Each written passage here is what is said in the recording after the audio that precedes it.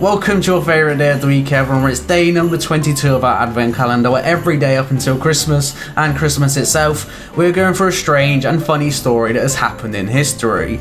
We're almost at the end of the road and we've almost finished our advent calendar, so thank you so much, guys, for your support again. I really do appreciate it. Yesterday, we went through the legend behind the best song in the world, and today we're learning about the British and tea. So let's see what's behind door number 22. Why every British tank is equipped with tea-making facilities. Being British in today's world comes with the caveat that you must enjoy a good cup of tea daily. However, during World War II, British tank crews soon found problems with trying to enjoy their morning cuppa. To boil their brew, British troops would have to disembark from their tanks, which left them exposed if an enemy sniper was watching, or from fire if an attack occurred. During the campaign in Northern Africa, soldiers would make an improvised burner called a Benghazi burner or a Benghazi cooker. Petrol would be mixed with the sand and ignited, while a second can is placed on top, which boils the tea. The pressure stove that was issued to the crews originally, called the Cooker Portable No. 2, was prone to blockages caused by the sand.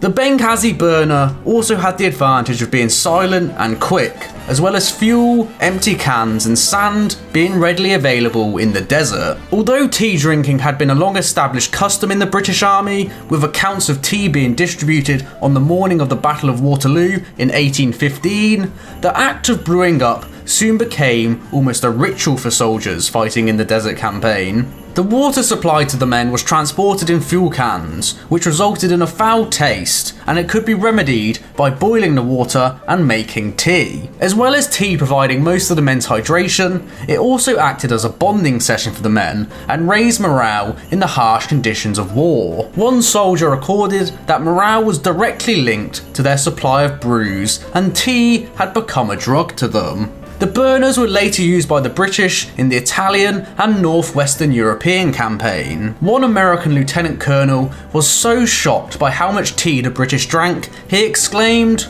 "What in hell are they doing? We've been in this position for over 12 hours, and all they seem to be doing is brewing tea.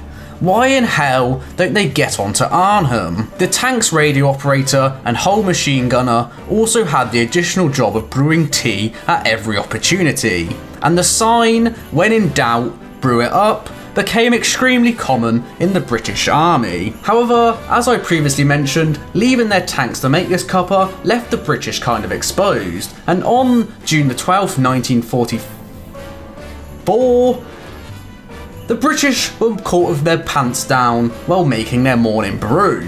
That was tough. 6 days after the Allies stormed the beaches of Normandy, British General Bernard Montgomery ordered the 22nd Armoured Brigade to break through the fragile German line and advance onto the city of Caen. The British had already lost 3 Cromwell tanks and 1 Stuart tank in the fighting, but on the morning of June the 13th, they had covered 4 miles without a glimpse of Nazi soldiers. A squadron proceeded to Point 213, a ridge 1 mile outside the town of Caen, and the officers held an impromptu meeting while the crews began brewing their teas. However, only roughly 200 metres away, an unseen German Tiger tank was watching closely as the British brewed up their morning cuppa. The Tiger tank's commander, Michael Whitman, who was leading a company of 4 Tiger tanks, down from the 12 that they initially began with, immediately recognised the opportunity that presented itself here. Whitman later said, "I had no time to assemble my company. Instead, I had to act quickly, as I had to assume that the enemy had already spotted me and would destroy me where I stood. I set off with 1 tank and passed the order to the others not to retreat a single step, but to hold their ground." Whitman engaged at 9:05 a.m, first destroying the Sherman Firefly, the only British tank carrying a 17-pound gun and the biggest threat. They then picked off 3 Park Cromwell tanks, continuing the 1-tank rampage as the other 3 Tigers provided support. The Brits were caught completely surprised and had to abandon their tea parties. In a haste, as 1 Firefly scrambled to counter the German attack, they reversed into a side street in a perfect location to take on Whitman's Tiger.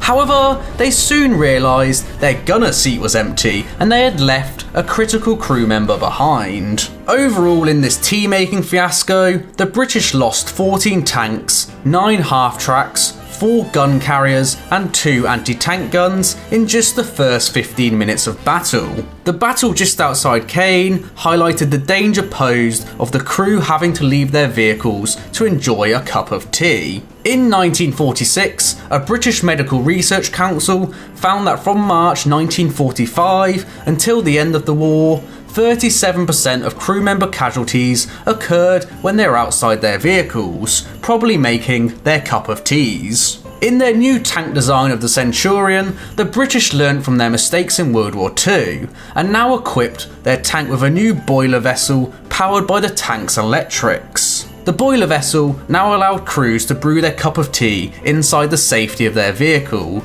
and stay inside for prolonged periods. This was especially important in chemical, biological, radiological, or nuclear scenarios. It's common practice for a junior member to be unofficially appointed boiler vessel commander, and it is often referred to as the most important piece of equipment in a British armoured vehicle. A vehicle with a defective boiler vessel is declared unfit for purpose. An inexpensive piece of equipment that greatly improves morale is now fitted in every British tank. So I hope you've all enjoyed day 22 of our Advent Calendar, everyone. You can never keep the British from enjoying their cup of tea, no matter how hard you try. We'll always come up with new solutions. Join us tomorrow where we learn about the baboon who conducted trains. Make sure you're subscribed so you don't miss that, and I'll see you all then. Peace.